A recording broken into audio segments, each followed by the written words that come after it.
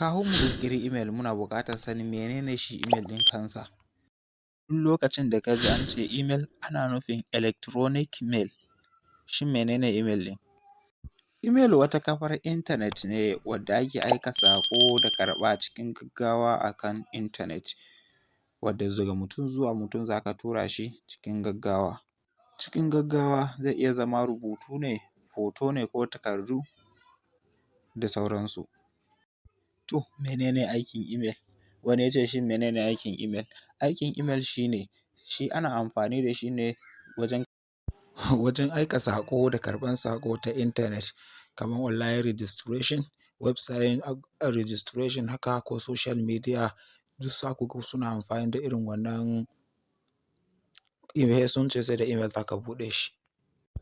To ba tare da ɓata lokaci ba, ku biyo ni cikin wannan shirin nuna muku yadda za ku buɗe email ɗinku da kanku. Personal one kenan ba business one ba, saboda mu personal one muke buɗewa. Shi ne wanda zai bamu dama mu yi registration application, so ko kuma online registration da sauransu da wadda kuka muke. Business one shi 'yan kasuwa ne suke buɗe shi. To ku biyo ni mu je nuna muku. In wannan ne farkon zuwan ku, ku danna min subscribing kuma liking.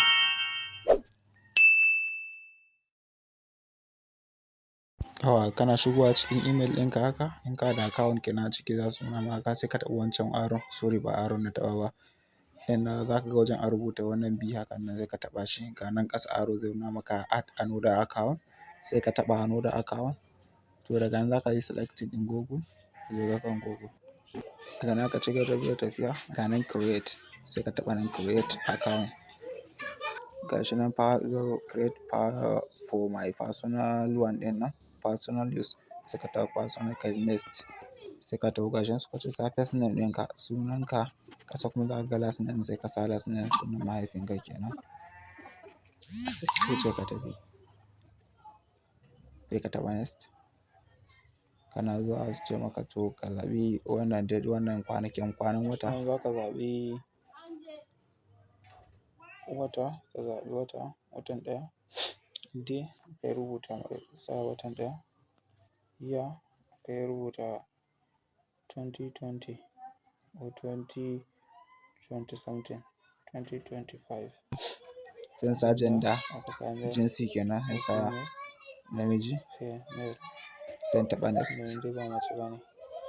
Sai danna next.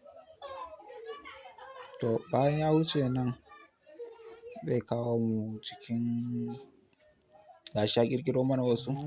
So mu muna so mu ƙirƙiri namu na kanmu ne, ba wai zai ƙirƙira mana ba ne ba. Mu muna so mu zaɓa option kenan ya bamu. Sai mu taɓa kan option, sai mu ƙirƙira. So ga can kawai sunan da aka ƙirƙira ga Gmail @gmail.com ɗin a ƙasa nan ya baka.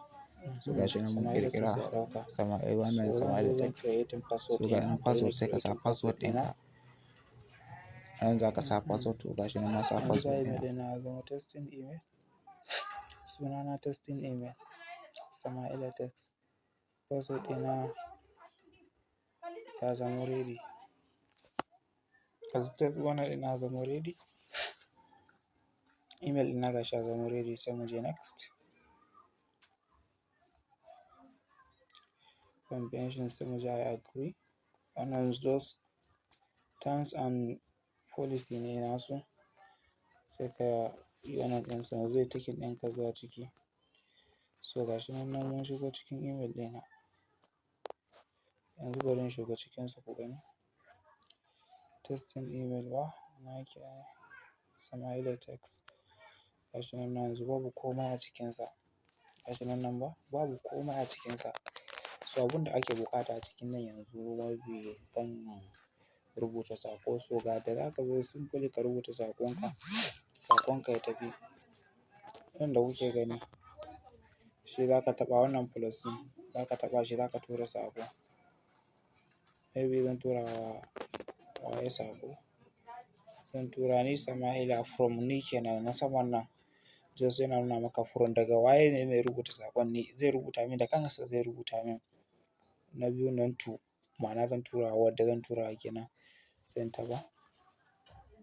Sai in ce to waye, to bosbulancy@gmail.com ba, to bosbulancy@gmail.com zan tura masa saƙo.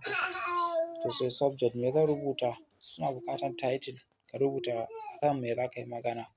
Sai rubuta kaman gaisuwa hakan nan,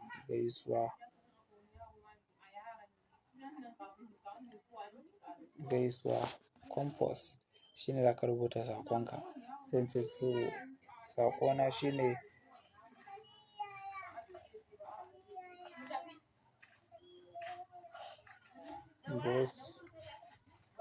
Excellency, barka da warhaka, barka da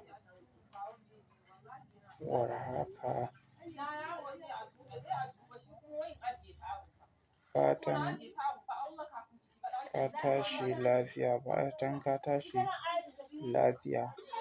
Ka gama saƙonka.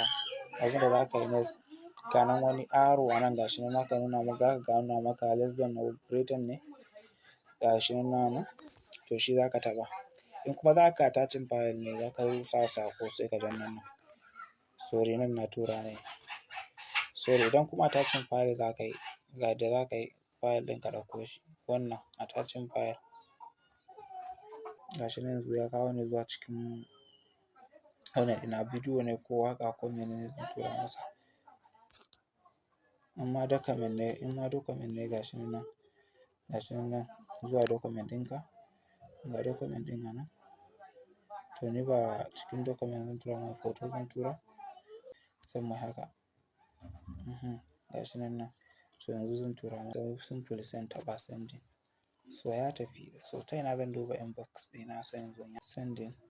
So ga saƙon da na tura, nan na tura mai hoto. Kun gani gashi nan ya tafi. So zan iya ɗaura shi a drive ɗin wannan wurin ne. Ga nan testing email ba. So haka ake turawa. Haka ake tura saƙo. Simple. Ka buɗe email kuma ka tura wa mutum saƙo. Idan ta tambaya mu haɗu a comment section. Kai dropping ɗin question ɗinka ni kuma in amsa ma.